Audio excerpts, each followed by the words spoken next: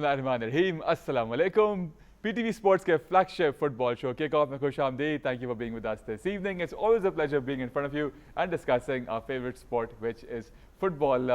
We are looking towards the coming week, जिसमें काफ़ी सारे प्रीमियर लीग के मैचेस होंगे, लेकिन उससे पहले ऑफ कोर्स हम बात करेंगे मिड वीक में जो EFL कप का एक्शन हुआ है और साथ साथ जो लेटेस्ट अपडेट्स हैं उसके अंदर हम ये ज़रूर कह सकते हैं कि अर्लिंग हालैंड ने फॉर द फर्स्ट टाइम अपने यूट्यूब चैनल पे वीडियो पोस्ट की, जिसमें वो बता रहे हैं कि वो कच्चा दूध पीते हैं, जिसकी वजह से वो इतने फिट हैं, उतनी सक्सेस है। और उसके बाद जिस फार्म से वो दूध लेते हैं उनके वहाँ सेल्स इतनी बढ़ गई कि उन्होंने कहा कि हमें जो है जाके ज़्यादा नई भैंसें लेनी पड़ी हैं क्योंकि हम डिमांड नहीं मीट कर पा रहे। उसके साथ साथ हम बात करेंगे विनीसियस जूनियर की, जिन्होंने जो है अपोलोजाइज कर दिया है after the outburst he had during the El Clasico, जब उनको सब्स्टिट्यूट किया गया। That's a very big talking point as well कि किस तरह से रियल मैड्रिड के हीरो समझे जाते हैं, लेकिन अब ज़ावी अलोंसो जो है उनको बाज़ औक़ात या काफ़ी रेगुलर बेसिस पे जो है बड़े मैचेस में भी सब्स्टिट्यूट करते हैं। एंड किस तरह से इनको लेके चलेंगे, किस तरह से ये दोनों प्लेयर्स एंड मैनेजर एक दूसरे को मैनेज करेंगे और सीज़न निकालेंगे। It's a very good talking point as well.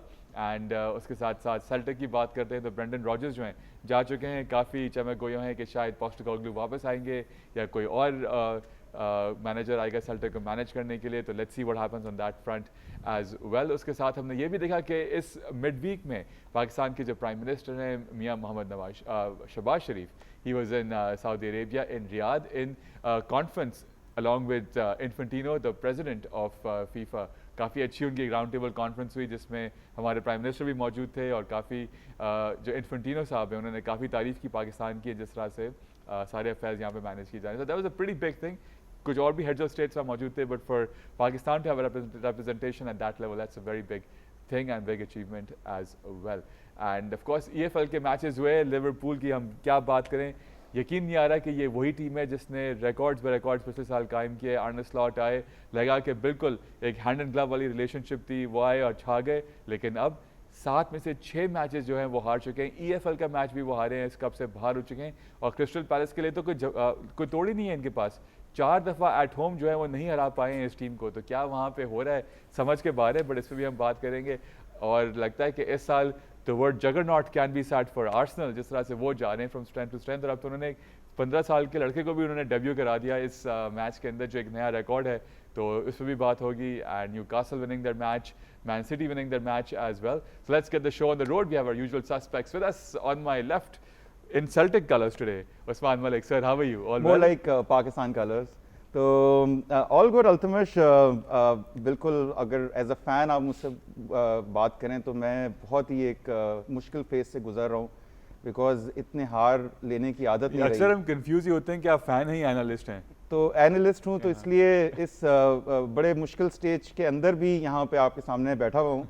But it's a very difficult time as a fan to actually absorb what's happening with Liverpool especially.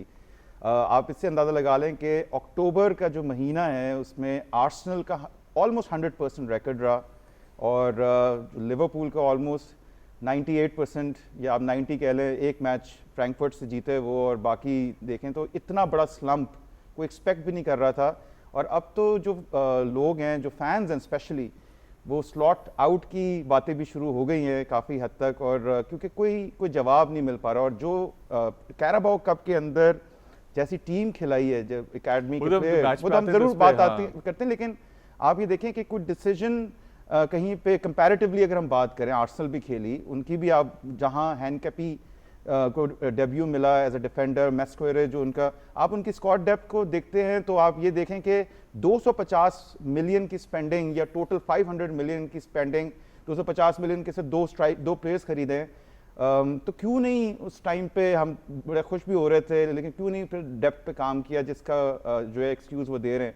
तो आई थिंक ये कोई expect नहीं कर रहा था। पीपल आर एक्चुअली, इवन जो football सिर्फ football fan है वो भी समझ नहीं पा रहे हैं कि हो क्या रहा है, इतने उसके अंदर जो है कोई सोल्यूशन नहीं निकल पा रहा है। बिल्कुल। एनीथिंग एल्स जो आपको इस वीक में जो चीज़ आपको समझ में आई?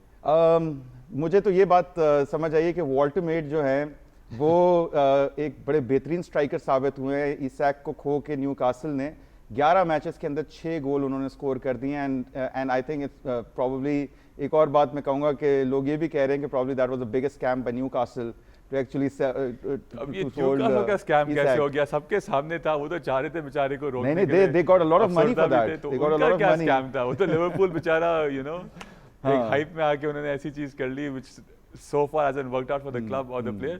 Let's go over to our next guest, Abdul Latif Tadaboy, who for the first time the sneakers and the t-shirt are not matching but still looking dashing, माशाल्लाह. कैसे हैं सर? ठीक हैं? Thank you for having me Altamish. मैंने सोचा आज थोड़ा contrast करना चाहिए लेकिन आई थिंक जो एक न्यूज़ सामने आई है, मतलब ऑब्वियसली क्लासिको में तो सबने देख ही लिया कि किस तरीके से मतलब एम्बैरस किया है बार्सिलोना को रियल मैड्रिड ने, एंड लमीन यमाल के साथ जो इंसिडेंट हुआ मैच के बाद वो, and he was asking for it basically because जिस किस्म के उन्होंने प्री मैच में जो कमेंट्स दिए थे, मतलब जिस तरीके से ललकारा था रियल मैड्रिड आपको लगता है कि शायद कोई अच्छा मेंटोर होना चाहिए यमाल के साथ? वो इतने यंग एज के हैं, इतना हाइप, इतना पैसा, इतनी शोहरत, अब शायद एक अच्छा प्लेयर हम खो दें।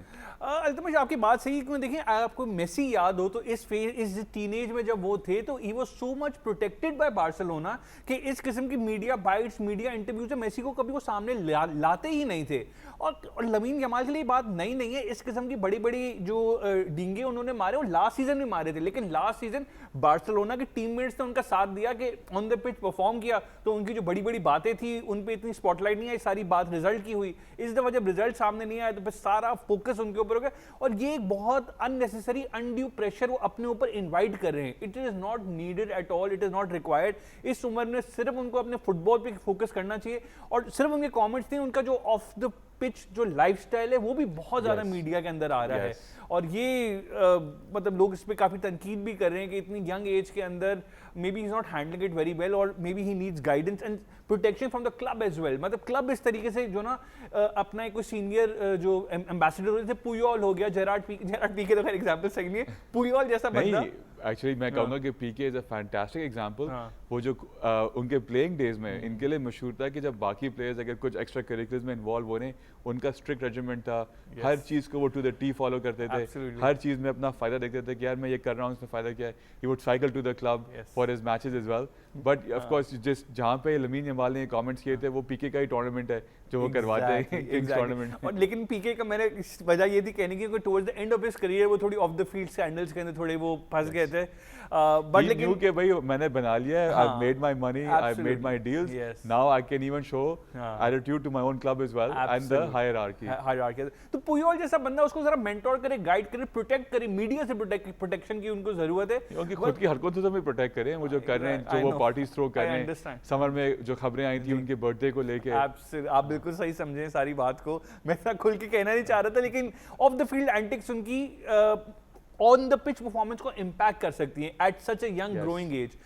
उसके अलावा अल्टीमेट सॉरी मैं इसी बात को एक हल्के सी और वो करूंगा, हमने 2 साल पहले आंसू फाती को देखा, इतनी हाइप, अब वो जो है बिल्कुल फेड अवे हो चुके हैं। आंसू फाती का मामला ये था सारा कि उनको बहुत यंग एज में ओवर प्ले कर दिया था, इतनी ज्यादा मिनट्स उनको दे दी थी कि his body could not cope up with the intensity, so वो इंजरी क्राइसिस में फिर उनको एक बहुत लॉन्ग टर्म सीरियस इंजरी हुई थी, जिसके बाद जब से वो वापस आए ही is not the same player. All the Monaco में थोड़ा बहुत ग्लिम्पसेस हमें देखने को मिल रहे हैं, तो he still so young. I really hope and I pray कि वो इवेंचुअली उस लेवल पे पहुंच जाए, because undoubtedly he is supremely talented. Endrick इसी किस्म के जो एक टीनेजर हैं, he is being linked to a move away from Real Madrid in the January transfer window, because World Cup year है, लियोन में शायद वो जाएंगे, वहां पे उनको प्लेइंग मिनट्स मिलें, तो इस किस्म का एक मामला है। प्लस बायर्न म्यूनिख की जो न्यूज़ आई है कि उन्होंने एसी मिलान का जो रिकॉर्ड था 93-94 का most wins at the start off season 14, अब वो उन्होंने अचीव कर लिया है, अभी अपने लास्ट मैच जीते। Harry Kane again he is already scored 20 goals this season in all competitions, मतलब रेड हॉट फॉर्म के अंदर चल रहे हैं। अब तो कुछ एनएफएल के प्लेयर्स हैं, वो कह रहे हैं हमारी ड्रीम है कि हैरी केन हमें हमारे स्पोर्ट की किक मारना सिखाएं, तो इट्स अमेजिंग कि वो क्या कर रहे हैं। और आपने सही कहा था पिछले शो में कि उनको कम अटेंशन मिलता है बनिस्बत जितना जो है बाकी स्ट्राइकर्स जो है वो हेडलाइंस ले जाते हैं, पर बड़ी बात है बीइंग एन इंग्लिश स्ट्राइकर, वो अगर वो फिर भी हेडलाइंस नहीं अपने तरफ ले पा रहे तो बड़ी क्या कहें इस बारे में। और अल्टीमेटली एक और बात, डेज़िरी डुवे जो हैं, जो teenage sensation, he has had a very bad injury, उनका पूरा हैमस्ट्रिंग स्नैप हो गया है, तो he's gonna be out for a few months. It's very unfortunate. और अगेन अब पूरी मीडिया में सारी यही बात हो रही है कि भाई जो क्लब वर्ल्ड कप था वहां पे जो एक्सर्शंस पूरी पीएसजी और चेल्सी ने भी इनफैक्ट जो की थी तो फाइनल तक दोनों पहुंचे थे, तो शायद उसकी रैमिफिकेशन अब सीजन के इस मरहले पे उनको फेस करनी पड़ी है, बिकॉज पीएसजी को आप भी जानते हैं जिस किस्म की इंजरी क्राइसिस इस towards the start of the season रही है, इससे पहले ऐसा नहीं देखने को मिला है कि हर प्लेयर ही उनका तकरीबन इंजर हुआ है। और Desire Doue, I personally like him so much, इतना मतलब टैलेंट है, उनको देखने में इतना मजा आता है और अच्छे फॉर्म के अंदर थे, but it's just unfortunate right now. बिल्कुल सही। चलें जी, अब पहले मैच की हाइलाइट्स देख लेते हैं। This is Liverpool at home versus Crystal Palace, a team they failed to defeat in the last 4 matches at Anfield. Highlights देखते हैं। 3-0 से शिकस्त का सामना करना पड़ता है इनको। Let's look at the highlights and then discuss this match further.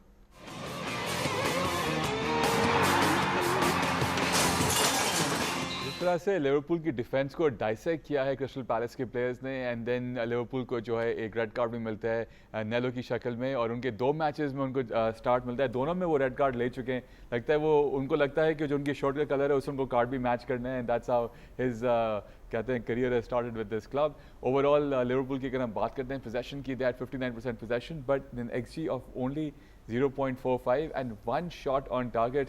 ये तो मैं स्टार्ट्स देख के लग रहा था कि मैं किसी और टीम के स्टार्ट्स देख रहा हूँ, मुझे again I had to see the same column कि ये लिवरपूल ही है। जी उस्मान, क्या बिल्कुल, कहेंगे? इट्स अनबिलीवेबल जिस तरह की जो टीम सिलेक्शन है, जिसमें 1 shot on target with a team which has spent the most in the transfer window up top. Exactly अगर हम क्रिस्टल पैलेस की बात करते हैं, उनकी आप टीम को आप देख रहे हैं, ऑलमोस्ट वही जो प्लेइंग 11 जिसके साथ वो खेल रहे हैं वही खिलाई, और बड़ी मजबूत टीम खिलाई कंपैरेटिवली। अगर हम लिवरपूल की बात करते हैं, और इवन तो बेंच है, बेंच पे भी जो है वो सारे टीनेजर्स जो है वो डिप्यूट थे, और यानी कि अगर आप 2-0 से ट्रेल कर रहे हैं तो बेंच से कोई ऐसा प्लेयर जो कि मैच को इन्फ्लुएंस कर सके वो भी सिलसिला नहीं था।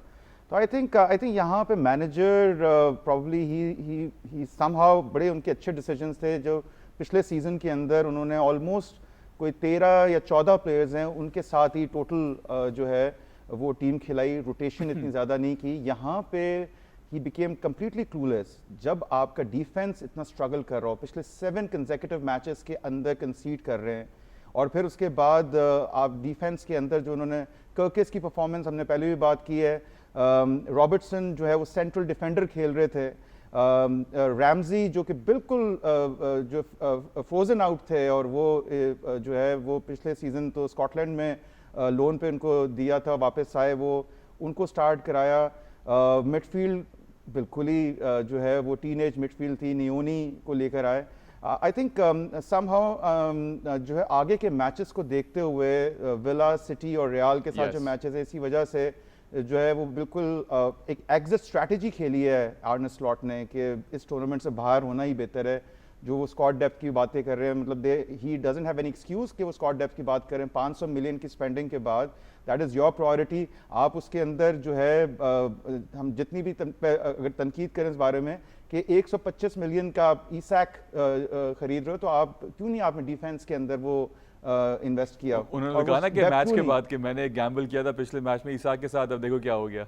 एग्जैक्टली अब देखें वो प्री सीजन का इशू और वो सारे मामला थे, और आप देखें कि शुरू के 2 गोल, पहला गोल तो डेफिनेटली वो लॉन्ग बॉल पे आपने अपने टैक्टिक्स लीक किए, जिसपे वो तो लतीफ ने कहा था। बिल्कुल सही कहा था, मैं तो इस बात को समझ रहा हूँ, बिकॉज ऑफ कोर्स अगर आप बता रहे हो तो आप टीम्स को इनवाइट कर रहे हो कि वो इस तरह की फुटबॉल खेलें कि जिसके अंदर प्रेसिंग को रिड्यूस किया जाए और वो गोल आएंगे, और आप अंदाजा लगाएं कि दूसरे गोल भी एक लॉन्ग बॉल के बाद जो है वो सेकंड बॉल विन करने के बाद जो है वो बनता है। वो चांस इवन केजा को मिला था एक लॉन्ग बॉल का, केजा को भी एक चांस मिला था, वो फिनिश नहीं कर पाए डेफिनेटली। लेकिन मैं ये समझता हूँ कि यहाँ पे थोड़ा सा दिखाना चाहिए था, एक फाइट दिखानी चाहिए, तो उसके लिए एक टीम सिलेक्शन बहुत इंपॉर्टेंट मामला है।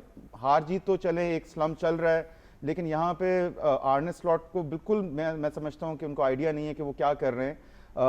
यहाँ पे ज़रूरत इस चीज़ की है कि देखें कॉन्फिडेंस तभी रिस्टोर होगा जब आप जीतना शुरू करेंगे। आप हार रहे हैं, आप कंटिन्यूसली हार रहे हैं। पूरे सितंबर के अंदर जैसे हमने बात की, सिर्फ एक मैच जीते, वो भी फ्रैंकफर्ट की टीम जो कि डिफेंसिवली इतनी तेज़ नहीं है, उसके बावजूद आप देखें सारे मैचेस के अंदर यही होता है, लेट गोल्स आ रहे हैं और वो टैक्टिक्स लीक हो रहे हैं। तो आई थिंक यहाँ पे एक बहुत बड़ा स्लम चल रहा है। मैं समझता हूँ एक स्टैट तो ये भी मैं देख रहा था कि पता नहीं लास्ट जो है इतना जो डिफीट्स कंटिन्यूसली हुई हैं उसको भी सालों गुजर चुके हैं। और अगर देखा जाए तो क्रिस्टल पैलेस ने लिवरपूल को बड़ा नुकसान दिया 2014 के अंदर, जब टाइटल जीता जा रहा था, वहां पे भी क्रिस्टल पैलेस जो है आपको याद होगा, बोगी टीम है, बिल्कुल बोगी टीम है। फिर कम्युनिटी शील्ड की हम बात करें इस सीजन, फिर वहां पे जाके जब खेले तो वहां पे 1-1 था और बिल्कुल आखिरी मिनट में उन्होंने गोल किया। तो आई थिंक वाकई एक बोगी टीम नजर आ रही है। And I think credit goes to Crystal Palace, उन्होंने अपने आप को जो है जी लतीफ कैसे देखते हैं आप? 6 आउट ऑफ और फिर मार्क गे की, सॉरी मैं इंटरप्ट कर रहा हूँ, मार्क गे की भी डील आखिरी मिनट में जो है वो कैंसिल की क्रिस्टल पैलेस ने। तो एक तरीके से देखा जाए तो क्रिस्टल पैलेस ने काफी डैमेज किया लिवरपूल को। उफ, बैन कर दें उनको, जला दें उनको। करना तो कसूर चाहिए। लिवरपूल का था ना, किसने बोला था आखिरी दिन के आखिरी घंटों में जाके मार्क गेई की डील करो। आप आइसैक को साइन इतना डेस्परेटली कर रहे थे, जहां पे जो रिक्वायरमेंट थी टीम की आप उसको एड्रेस और नहीं आप कर रहे शुरू थे। से बोलते आ रहे थे। तो ये खैर लिवरपूल की मसले थे। 6 out of 7 defeats Altamash Ismaila सार जो हैं, he loves playing against Liverpool. 9 games में 7 गोल हैं उनके, फैंटास्टिक। लेकिन चले मैं सिर्फ देखें आर्नी स्लॉट की ये टीम सिलेक्शन, ये पूरा जो मैच था, इसको सिर्फ एक ही सिचुएशन में जस्टिफाई किया जा सकता है, जो मुझे समझ में आ रहा है कि मैं कोई इतना बेवकूफ़ वो है नहीं, ठीक है। मुझे जो लग रही है बात वो शायद ये है कि जो 10-11 लड़के जो एस्टन विला के अगेंस्ट वीकेंड में खेलना है, शायद उनको कंप्लीटली इन्होंने इस मैच के स्क्वाड से सेपरेट रखा, उनके साथ अलग ट्रेनिंग सेशन, अलग टैक्टिक्स, एक अलग पूरी चीज स्ट्रैटेजी बना रहे हैं वो। इसलिए शायद उनमें से किसी एक लड़के को बेंच तक भी नहीं रखा कि वो डिस्टर्ब ना हो। तो यही एक जस्टिफिकेशन है कि सारा उनका फोकस एस्टन विला वाले मैच में था। इस वाले मैच को उन्होंने बोला कि डजंट रियली मैटर क्लब हम इसमें रहें ना रहें। लेकिन देखें लास्ट सीजन फाइनल खेला था, न्यूकासल से हारा था, एनएफएल ईएफएल क्लब जो कैराबाओ कप जो होता है, उससे पिछले सीजन जीते थे। तो मतलब ये इनका जो ट्रैक रिकॉर्ड इस कप कंपटीशन के अंदर बहुत शानदार जा रहा था। इसको इन्होंने सैक्रिफाइस किया। ये जब ये सारी चीजें जस्टिफाई हो जाएगी, अगर एस्टन विला को कन्विंसिंगली वो हराते हैं ना, तो फिर मैं कहूंगा कि यार वाकई ही ऐसा था कि वो एक अलग स्ट्रैटेजी, अलग पूरी मतलब टैक्टिक्स, अलग टीम इन्होंने छुपा के रखी हुई थी वो उनको। और तो यही हम देख रहे हैं कि काफी पंडित सब ये कह रहे हैं कि जब आपकी इतनी बुरी स्लम्प चल रही है तो एटलीस्ट ईएफएल में आप कोशिश करें कि यहाँ पे आगे जाएं। लेकिन जस्टिफिकेशन एक यही है। उसके अलावा तो फिर सिर्फ क्रिटिसाइज ही हम कर सकते हैं आर्नी स्लॉट को। और ऑब्वियसली वो जो पहला गोल था गोमेज का, एक वो हैवी टच था जिसकी वजह से वो इस्माइला सार का पहला गोल आता है। पीनिया का हमने देखा, वो जो पीनो है उनका कर्लर एक बड़ा शानदार था। उससे पहले मीडिया के अंदर उन्होंने अपनी वीकनेस का बड़े खुल के इजहार किया था कि भाई हमें लॉन्ग बॉल्स नहीं खेलनी, डिफेंड करनी आती, हमें डायरेक्ट फुटबॉल जो होता है वो हमें नहीं आता है डिफेंड करना। तो बस फिर आपने एक टेम्पलेट बताया हुआ, सारी टीम उसको एक्सप्लॉइट करेंगी। लेकिन इसको सिर्फ जस्टिफिकेशन यही है कि saving his players for Aston villa, otherwise Arnie slot की कोई जस्टिफिकेशन है ही नहीं इस मैच में। चलें देखते हैं वो क्या जस्टिफाई करें, सुनते हैं उन्होंने क्या कहा मैच के बाद। Let's listen to what Arne Slot had to say after the match.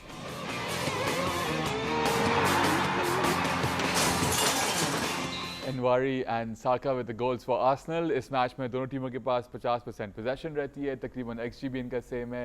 अगर हम बिग चांसेस की बात करते हैं वो भी pretty much सेम थे। सेकंड हाफ में जो है आर्सेनल का द बेटर और ब्राइटन, और इस तरह से वो जगह बनाते हैं in the quarter finals of the EFL cup. जी उस्मान जी बिल्कुल एग्जैक्टली। शुरू में आप देखें कि फाइनल थर्ड में आर्सेनल जो है वो स्ट्रगल कर रहा था, और लेकिन वही वाली बात है कि बेंच इतनी स्ट्रॉन्ग थी कि आप ये देखें कि साका भी दूसरा गोल जो है वो साका करते हैं, ट्रोसार्ड आते हैं, वो वुडवर्क हिट करते हैं, डेक्लन राइस भी आते हैं।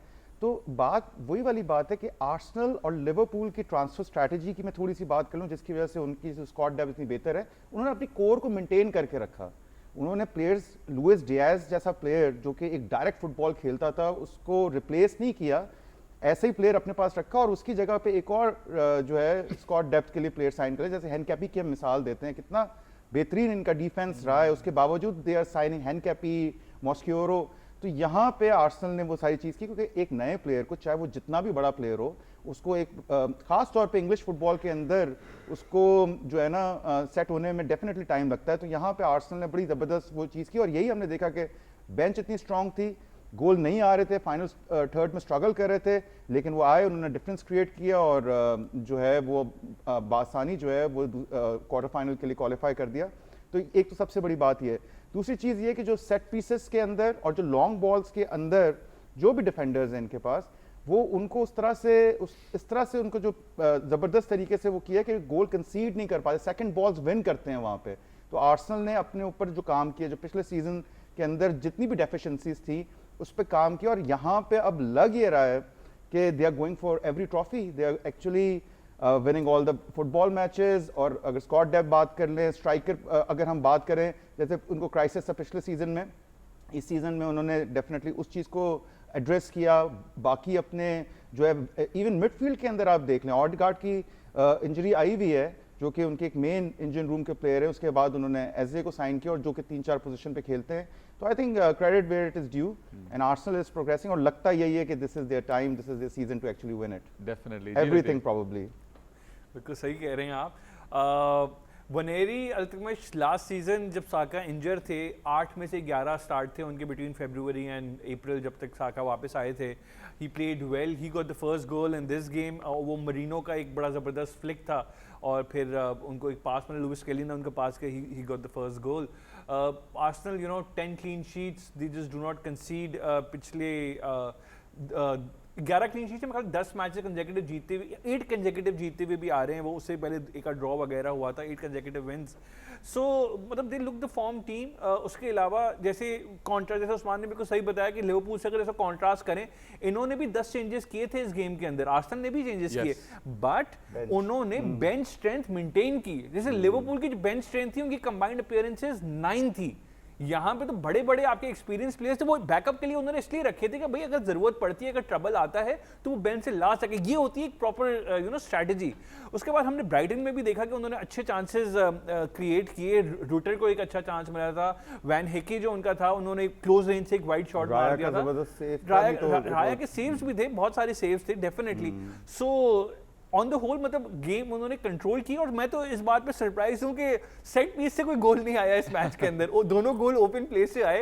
ये भी खुशाइन बात है, बिकॉज अभी मीडिया पंडित्स जो हैं, स्पेशली जो x Liverpool players, x Manchester United players जो हैं, वो सिर्फ बैठ के आर्सेनल को क्रिटिसाइज कर रहे हैं कि भाई सारे गोल्स तो उनके सेट पीसेस से आते हैं, कॉर्नर से आते हैं, ओपन प्ले में कुछ कर नहीं रहे। तो उन्होंने बोला अच्छा चलो हम ओपन प्ले से भी दिखा सकते हैं कि हम क्या कर सकते हैं। तो हर बॉक्स वो इस वक्त टिक कर रहे हैं, बिल्कुल एक स्मूथ मशीन की तरह ऑपरेट कर रहे हैं वो। एंड इस गेम के अंदर भी they won't really trouble that much, कोई इतना ज़्यादा मसला नहीं हुआ। बिल्कुल सही है। चलें जी आगे बढ़ते हैं, एक और मैच की हम बात करेंगे। This is gonna be Wolves versus Chelsea. Surprisingly Wolves ने फाइट दी चेल्सी को और 3-4 के स्कोर लाइन से चेल्सी ये मैच जीता है, लेकिन एक इसमें रेड कार्ड भी आता है और आई थिंक अब चेल्सी भी जो है अपने रेड कार्ड जो है they keep piling them on. Let's have a look at the highlights for Wolves versus Chelsea.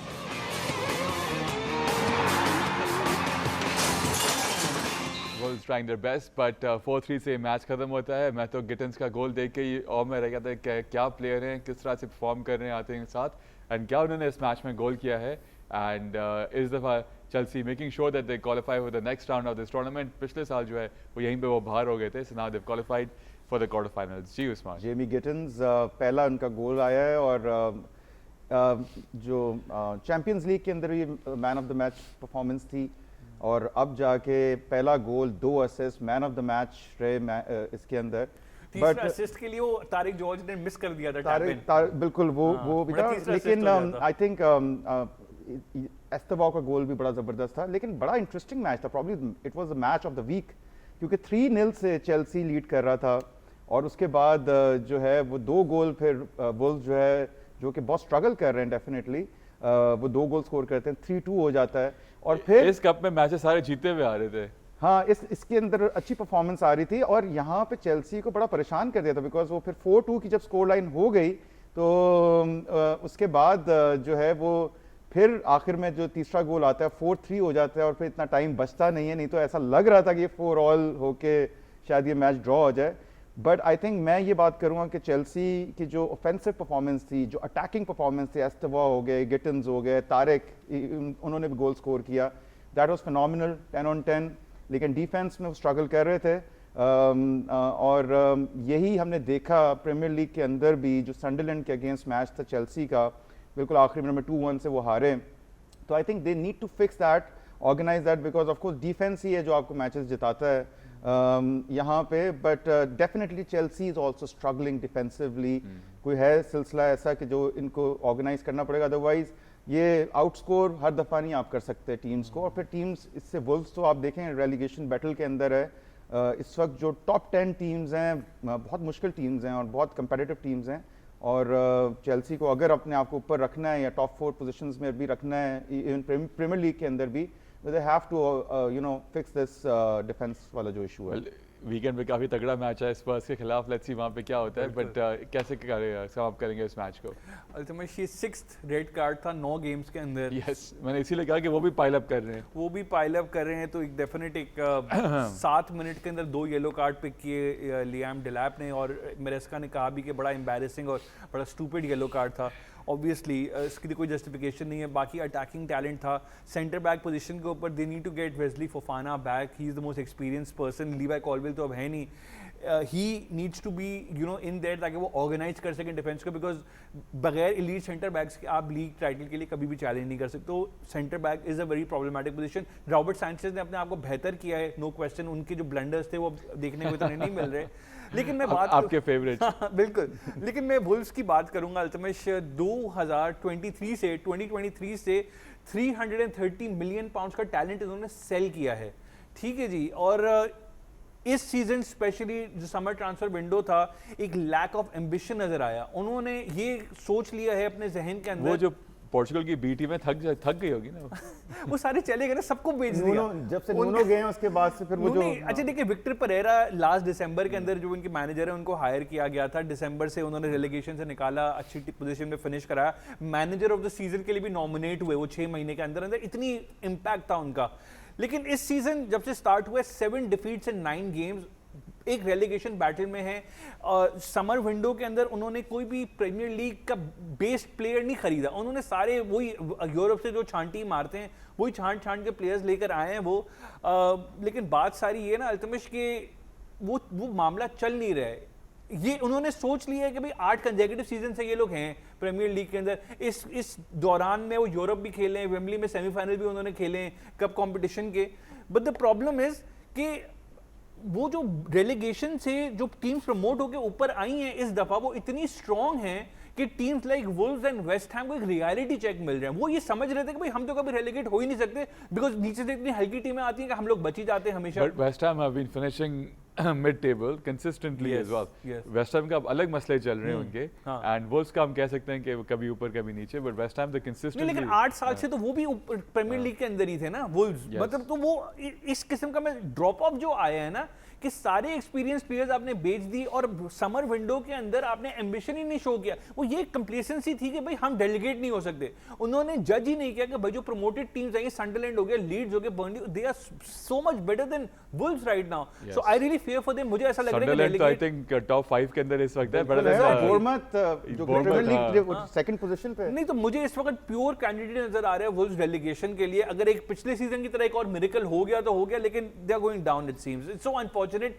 Because हमने इट्स 8 साल के अंदर बहुत अच्छे प्लेयर्स देखे हैं वुल्व्स से खेलते हुए, और तभी उन्होंने 330 मिलियन कमाए हैं 2 सालों के अंदर। एडम ट्रायोरे, एब्सोल्युटली, ट्रायोरे हो गया, मैथियस नूनेज हो गया, इतने रायन एट-नूरी हो गया, मतलब एक पूरी कुनिया की लंबी लिस्ट है प्लेयर्स की। यस, बिल्कुल सही बात है। चलिए उसी नोट पे जरा हम लतीफ को काम एंड कूल डाउन करवाते हैं। हम थोड़ी सी ब्रेक लेते हैं, ब्रेक से आके will discuss Newcastle versus Spurs and then look ahead to the matches which will be taking place in the English Premier League in the coming weekend. और उसके साथ साथ Eden Hazard has been inducted into the Hall of Fame of the English Premier League. जरा उनकी भी जो best goals हैं उन पर जरा नजर डालेंगे and to discuss lots more. So stay with us right here on Kickoff.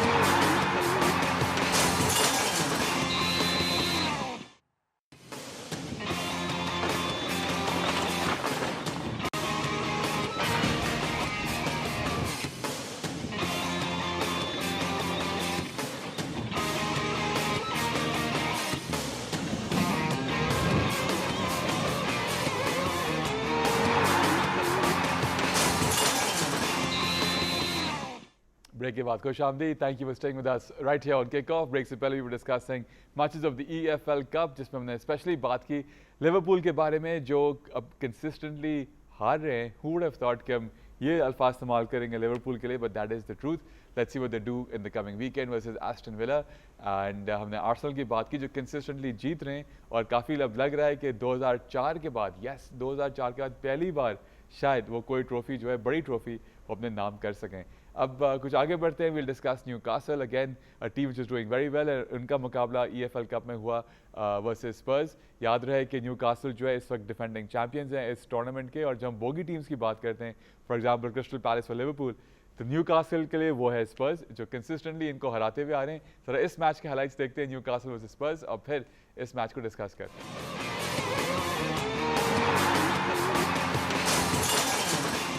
ये मैच जो 2 के स्कोर लाइन से जीतते हैं, Schar and Woltemade score for Newcastle. And अगर हम XG की बात करते हैं तो स्पर्स का बहुत ही कम XG होता है इस मैच के अंदर, गिवन द फैक्ट कि थॉमस फ्रैंक की टीम है, काफ़ी अटैकिंग फुटबॉल ये भी खेलते हैं. बट सरप्राइजिंगली उसके साथ साथ अगर हम ओवरऑल हेड टू हेड की बात करते हैं, पिछले 7 में से 6 मैचेस में न्यूकासल ने जो है स्पर्स को शिकस्त दी है. एंड स्पर्स का भी हम देख रहे हैं कभी ऊपर कभी नीचे, उनका इस किस्म से इनका स्टार्ट रहा है. But how do you see Newcastle? एक बात हो रही थी पिछले सीजन थोड़ा सा स्ट्रगल किया उन्होंने, although they did finish in the top 10. इस दफ़ा भी जो है एडी हाउ थोड़ा सा खुद बीमार थे और उसके बाद टीम को ज्वाइन करते हैं. बैकरूम काफ़ी बातें हो रही थी कि जो है उनकी जो मैनेजमेंट है वो चेंज हो चुकी है, फिर ईसाक जा चुके हैं. But again pull back very well. And अब जो नया अभी जब हम ऑफर बात करते हैं, Woltemade, what a signing. What a signing. उनको जो है वो जर्मन मेसी का खिताब भी मिलना शुरू हो गया है. Definitely they were actually struggling to sign players, और उनके स्पोर्टिंग डायरेक्टर नहीं थे, इश्यूज हो रहे थे. सारे प्लेयर्स जो है वो दूसरी टीम्स बड़ी आसानी से उठा पा रहे थे. इवन अगर हम पेड्रो की बात करें और कई दीगर प्लेयर्स हैं जो उन्होंने मिस आउट किए, लेकिन जो फिर प्लेयर्स उन्होंने साइन किए उनकी तारीफ करनी पड़ेगी. रैम्सडेल एक सेकंड मतलब second as a second goalkeeper, what a signing. आपने देखा इस मैच के अंदर जो उनका सेव था, that Superman save, that was phenomenal. इसके अलावा जो स्ट्राइकिंग पोजीशन पे वीसे भी इंजर्ड ज़रूर है, वॉल्टरमैड सब बोल रहे थे कि ये कौन सा, इवन बायर्न म्यूनिख की हायरार्की बोल रही थी कि ये जो है बहुत ही ओवर प्राइस्ड है और ये. लेकिन अगर आप देखें 11 मैचेस में 6 गोल स्कोर किए. तो आई थिंक उन्होंने काफ़ी हद तक इस सीज़न के लिए स्पेशली साइन ऐसे प्लेयर्स कर लिए कि जिसके साथ वो बड़े बेहतर तरीके से, और हमने देखा है जब से प्लेयर्स जो है वो अंदर जलन हो रहे हैं, रिजल्ट्स भी आना शुरू हो गए हैं, कंटिन्यूसली जीत भी रहे हैं. तो I think they are on a right track. और टीम भी बड़ी अच्छी, बड़ी मजबूत टीम खिलाई न्यूकासल ने. जो प्लेयर्स थे उन्होंने लेकिन मैं अगर स्पर्स की बात करूं, मुझे ऐसा लगता है कि रिचार्लिसन को खिलाना ऐसा फील होता है कि वो 10 मैन के साथ खिला रहे हैं बेसिकली. जो उन्होंने चांसेस मिस किए, आई मीन क्यों नहीं मौका दिया कोलेमोनी को इस तरह के टूर्नामेंट के अंदर, वो आते, वो थोड़ा सेट होते. और पिछले यूवेंटस के साथ उन्होंने 22 मैचेस के अंदर 11 गोल स्कोर किए. अगर देखा जाए तो वो एक बड़ा अच्छा मौका था, क्योंकि जितने चांसेस 3 या 4 चांसेस जो कि इजीली फिनिश कर सकते थे, उसमें 2 भी फिनिश कर देते तो 2-2 की स्कोर लाइन हो जाती है. जो भी कंपेरेटिव वो होता, 2-0 की स्कोर लाइन है. इवन मिडफील्ड भी थोड़ी सी लगी, इवन बर्गविल भी थे, टीम का हिस्सा थे. लेकिन जो भी चांसेस क्रिएट हुए, रिचार्लिसन ने कंटिन्यूसली इसको जो है वो मिस आउट किया. और आई थिंक यही एक रीज़न है कि दे आर स्ट्रगलिंग. एक अटैकिंग प्रोग्रेस जो है वो ऐसे प्लेयर साइन भी नहीं किए जो कि विंग से जो है वो थ्रेट दे सके. सॉन को खो दिया, ऐसे प्लेयर्स हैं उनको रिप्लेस करने के लिए.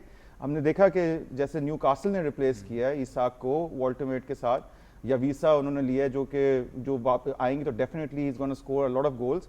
तो यहाँ पे स्पर्स भी मैं समझता हूँ अटैकिंगली, स्पेशली डिफेंस में तो ठीक है, दे आर डूइंग वेल. लेकिन यहाँ पे अगेंस्ट न्यूकासल मैं समझता हूँ कि जो अपॉर्चुनिटी उनको फिनिश करना चाहिए था, और रिचार्लिसन ने काफ़ी डिसअपॉइंट किया खासतौर पर इस मैच में. Okay ji Latif. Tumish, I mean the scoreline could have been more for Newcastle as well, because हमने देखा बांज ने एक क्रॉस बार पे हिट किया. उसके अलावा शार का जो गोल आता है टोनाली के कॉर्नर से आता है. वाल्टमाडे सेकंड गोल स्कोर करते हैं. ऑब्वियसली उनके अब 6 गोल हो गए. और काफ़ी वेल सेटल्ड टीम लग रही है. प्लस विलक को एक और मौका मिला था, उन्होंने हेडर वाइड डाल दिया था. लेकिन उसके अलावा रैम्सडेल का जिक्र करना बहुत जरूरी. 6 सेव्स थे इस गेम के अंदर. He had a fantastic game. एक तो सार का उन्होंने, जैसे उस्मानी बताया कि एक वर्ल्डी उन्होंने सेव किया था, वो सुपरमैन सेव. उस फिर रिचार्लिसन का एक फ्लिक था, वो भी मतलब अच्छा सेव किया था रैम्सडेल ने. तो बहुत ही उन्होंने अपने आप को इस मैच के अंदर चैलेंज किया to be the first choice goalkeeper. उसके अलावा शावी सिमंस की जो परफॉर्मेंस थी इस गेम के अंदर, he looked lively, he looked good, no question about it. लेकिन ऑब्वियसली काफ़ी की प्लेयर्स मिसिंग थे स्पर्स की जानिब से, जैसे कुद्दूस हो गए। Kudus was not part of the squad. 8 changes Newcastle ने भी की थी, लेकिन प्रॉब्ली शायद Spurs needed to play more of the first team ताकि ज़्यादा इम्पैक्ट डाल सकते थे। और लेकिन इन मौक़ों में जब आपका ऑपोजिशन गोलकीपर इस फॉर्म के अंदर हो तो शायद it's just not your day. और यही हमें नज़र आया कि Newcastle control the midfield and they one this game easily. That's right, and even काफ़ी प्रीमियर लीग में उनकी अच्छी फॉर्म जा रही है, तो लेट्स सी कि किस तरह से वो प्रोग्रेस करते हैं। इस हफ्ते हमने ये भी देखा कि ईडन हैज़ार्ड को जो है प्रीमियर लीग के हॉल ऑफ फेम के अंदर इंडक्ट कर दिया गया। चेल्सी लेजेंड को बिल्कुल हम कह सकते हैं। उसके बाद वो रियल मैड्रिड जाते हैं, जहाँ पे उनका इतना अच्छा स्पेल नहीं रहा, बट जितना उनकी चेल्सी के लिए खिदमत है, जिन्होंने इंग्लिश प्रीमियर लीग में जिन्होंने कारकर्दगी दी थी, ज़रा उस पर नज़र डालते हैं। And quick recap, let's have a look.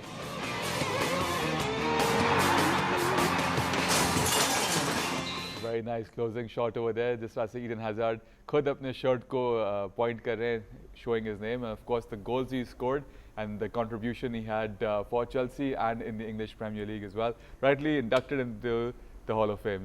Ji exactly अगर ये रोनाल्डो और मेसी के एरा में ना होते तो मेरा ख्याल है सारे बैलोन डॉर्स यही जीत के जाते। जो सुपर मेसी थी इनकी वो यही थी कि अगर रोनाल्डो मेसी और तीसरे नंबर पे हैज़ार्ड का ही नाम होता जब चेल्सी के साथ वो थे। 100 मिलियन का रियल मैड्रिड ने ख़रीदा, उनकी किस्मत ख़राब थी, इंजरीज हुई और फिर वहाँ पे वो सेट नहीं हो सके। और वो वहाँ से जो डिप आई है, तो शायद अगर हम बात करें कि अगर किसी प्लेयर को वाकई नज़र लगी है तो शायद इन्हें लगी है। और क्या इनकी फ़ुटबॉल हमने देखा, हमने जो गोल्स देखे और जिस तरह की इनकी और प्रिसीजन जो फिनिशिंग थी, एक तो खुद अकेले लेके भाग रहे होते थे, ज़्यादातर कम ही पास देते थे, उनको अपने आप पे उनकी जो ड्रिबलिंग और ट्रिकरी और जो पेस वो प्लेयर्स को समझ नहीं आता था, और उसमें उन्होंने बड़े अरसे तक वो किया। और आपसे भी बात हो रही थी कि जो बेल्जियम का गोल्डन जनरेशन है उसमें एक उनका एक रोल रहा है, तो उसमें हमने केडीबी को भी देखा। बट मैं समझता हूँ कि अपने पीक पे हैज़ार्ड जैसा प्लेयर ऐसा था कि इररिप्लेसेबल था, और चेल्सी को इस एरा के अंदर जितनी भी सक्सेस मिली है उसमें हैज़ार्ड का बहुत बड़ा रोल था। और आई थिंक हमारे इस मेहमान ने तो चेल्सी को सपोर्ट करना ही शुरू किया इनको देख के। अभी नए नए मैं तो 25 साल से कर रहा हूँ सपोर्ट, लेकिन बात दरअसल ये है राज खुल ही गया आज। मैं अपने आपको लेकिन ऑब्वियसली न्यूट्रल समझता हूँ इस शो के ऊपर, लेकिन अल्टीमेटली देखें, आपने अभी जिक्र किया था ना गोल्डन जनरेशन, तो मैं अकेला रोबर्टो मार्टिनेज का दुश्मन नहीं हूँ। राजा नांगोलन जो हैं उनका इंटरव्यू शाया हुआ है, उन्होंने उसमें जिक्र किया कि रोबर्टो मार्टिनेज कोई टैक्टिक्स, कोई स्ट्रेटेजी कुछ होता ही नहीं था, उसका सिर्फ एक इंस्ट्रक्शन होता था, भाई pass it to Messi, sorry pass it to Hazard, pass it to De Bruyne, pass it to Lukaku, that's it. तो मतलब मैं अकेला नहीं हूँ जो उसका एक हेटर है, और मुझे समझ में नहीं आता कि किस तरीके से ये तीनों प्लेयर चेल्सी का हिस्सा रहते हैं। एग्जैक्टली आप सोचे बेल्जियम की, और कोर्टवा भी थे चेल्सी के अंदर। तो अगर ये एक साथ अगर रिटेन कर लेता केडीबी को चेल्सी, तो क्या खैर चेल्सी की बात होती। लेकिन तो अब किस तरीके से पोर्चुगल की जॉब मिली है रोबर्टो मार्टिनेज को मुझे नहीं पता, ऑफ द टॉपिक जा रहे हैं। वो तो रोनाल्डो चला रहे हैं ना। आपने गोल्डन जनरेशन की बात की तो मेरे जहन के अंदर वो एक इंसिडेंट, ये इंटरव्यू मुझे आया। लेकिन हैज़ार्ड जो चेल्सी में करता था उसको किसी की जरूरत ही नहीं थी, वो one man show, one man army, खुद ही ड्रिबल, खुद ही पेस से बॉल निकालता था, खुद ही इसको बॉल को फिनिश करता था। बहुत उनकी बेहतरीन एब्सोल्युटली थी। ये नहीं है, लेकिन इंडिविजुअल ब्रिलियंस तो थी। हाँ, फैब्रिगास टू हैज़ार्ड एक कॉम्बिनेशन बड़ा देखने को मिलता था। फिर जो भी स्ट्राइकर चेल्सी में स्विच होते रहते थे, हर साल कोई नया बंदा आता था, वो भी चल नहीं पाता था। लेकिन हैज़ार्ड टू मराठा हमें बड़ा देखने को मिला। हैज़ार्ड कोस्टा के साथ तो अच्छा 2 प्रीमियर लीग टाइटल भी जीते, यूरोपा लीग भी जीते। इनफैक्ट जब वो 2013 में आए थे, जब चेल्सी चैंपियन लीग जीत चुका था, और जब 2022 के अंदर या 21 के अंदर चेल्सी जब दोबारा चैंपियन लीग जीता, उससे पहले वो जा चुके थे। He didn't win the champion league with Chelsea, but other than that he one all the trophies in England, FA cup, EFL cup, Europa league, सारी ट्रॉफीज जीती उन्होंने। एंड बड़ा एक जबरदस्त उनकी एक जर्नी थी। अनफॉर्चुनेटली रियल मैड्रिड नो इसलिए नहीं चल सके अल्टीमेटली बिकॉज डिसिप्लिन का मेन प्रॉब्लम था। और चेल्सी में जैसे जॉन ओबी मिकेल ने अपने इंटरव्यू के अंदर कहा था कि भाई हैज़ार्ड का ये होता था, ही वाज सो कूल काम कंपोज, प्रेशर तो समझते नहीं थे प्रेशर होता क्या है, बिकॉज वो गेम से पहले जब हम लोग टैक्टिक्स एनालिसिस और डिफरेंट चीजें की बात कर रहे होते हैं, वो अपना प्ले स्टेशन खेल रहे हैं, वो अपना मोबाइल में कोई गेम खेल रहे हैं, चिल कर रहे हैं, he wasn't bothered ये about तो anything. बिल्कुल पिर्लो की बात याद आ गई जब जी। पिर्लो ने कहा था कि 2006 का जब वर्ल्ड कप का फाइनल खेलने जा रहे थे उससे पहले अगर सब टेंशन में थे वो अपनी प्ले स्टेशन खेल रहे थे Exactly. पता ही नहीं था उनको जाके वर्ल्ड कप जीत ले Absolutely same with Hazard. Hazard की जो बेस्ट परफॉर्मेंसेस चेल्सी शर्ट में आई वो उसी मोड उसी फ्रेम ऑफ माइंड में आई हैं जब रियल उन्होंने मैड्रिड उनका रिटायरमेंट होम लगता है। वो एक्चुअली डिसिप्लिन प्रॉब्लम्स थे क्योंकि बिकॉज ऑफ प्री सीजन में जब वापस आते थे छुट्टियों के बाद तो ओवरवेट आते थे मतलब उनकी ही enjoyed fast food obviously he didn't look after his body like Ronaldo like other players मुझे अभी भी फील होता है 34 में तो रिटायर हो गए ही रिटायर्ड वेरी प्रीमेच्योरली और आखिरी के जो 2-3 साल थे रियल मैड्रिड में वो जाया किए और उन्होंने इंजरीज भी बहुत थी। इंजरीज की वजह ये थी कि Fitness, भाई हाँ, अब जब आप बिल्कुल। ऑफ द फील्ड अपने आप को डिसिप्लिन नहीं रखोगे तो इंजरीज तो फिर आएंगी ही आएंगी so that was maybe a case of wasted potential आखिरी के जो कुछ साल थे लेकिन जो चेल्सी का जो टेन्योर था वो तो लेजेंडरी टेन्योर था। बिल्कुल सही चलें जी लेट्स सी कि अब इस वीकेंड पे कौन से मैचेस हमें देखने को मिलेंगे in the English Premier League जरा उन पे भी बात कर लेते हैं let's have a look on our screens for the upcoming matches and Brighton versus Leeds Burnley versus Arsenal this should be a pretty decent match Crystal Palace versus Brentford ये बड़ा कांटे का मैच होगा this is going to be the south west London derby and I am gonna really look forward to this one दोनों जो हैं बड़ी अटैकिंग टीम्स हैं Fulham versus Wolves Wolves really need to pick up their socks, otherwise जैसे लतीफ़ कह रहे हैं कि pretty much relegation में तो already आ चुके हैं। Nottingham Forest versus Manchester United और मज़े की बात ये कि शॉन डाइश अभी तो आए उनकी और एमरिम की वॉर ऑफ वर्ड शुरू हो चुकी है और अभी कुछ स्टेटमेंट्स भी दिए उन्होंने एक दूसरे के बारे में। Spurs versus Chelsea अगेन ये लोकल डार्बी होगी this is going to be the north west London derby. Liverpool versus Aston Villa बड़ा मुश्किल मैच होगा ये डेफिनेटली लिवरपूल के लिए जो उनकी करंट फॉर्म चल रही है। West Ham versus Newcastle West Ham have to do something otherwise वो भी प्रीटी मच अपना खाता खोल चुके हैं for relegation and City versus Bournemouth और अगर बोर्नमथ ये मैच जीतता है तो उनके लिए ये फर्स्ट टाइम होगा कि उन्होंने इतने पॉइंट्स पहले ही इतने कम मैचेस में एक्यूमुलेट किए और जिस तरह से ये टीम और जा रही है सर टॉप 3 के अंदर मौजूद हैं ये लोग अमेजिंग टीम्स क्या मुझे क्या तो जो टीम्स के आगे फिक्सचर्स आ रहे हैं मुझे तो ये लग रहा है खुदा ना खास्ता कि लिवरपूल डियोगो जोटा को जो है वो ट्रिब्यूट देने के लिए 20वीं पोजीशन पे ना फिनिश कर ले क्योंकि उनका नंबर भी 20th था।